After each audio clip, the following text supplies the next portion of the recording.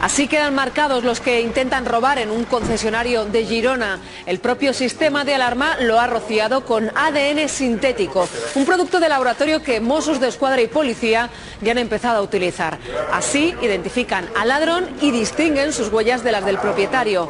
Además, es resistente al agua y a los jabones. Por mucho que el delincuente se lave, ese ADN sintético permanece impregnado en su piel durante al menos 3 semanas.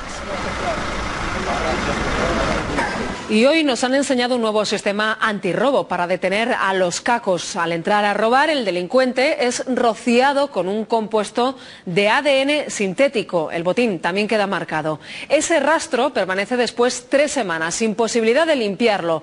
En ese tiempo, si un policía les apunta con una linterna ultravioleta, puede descubrir al ladrón y a la mercancía que ha robado.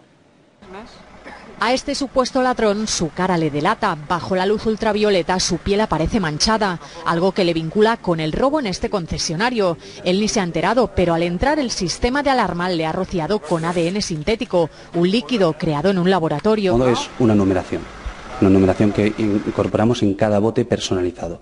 Es decir, cada vivienda o cada establecimiento tiene una numeración única, infalsificable.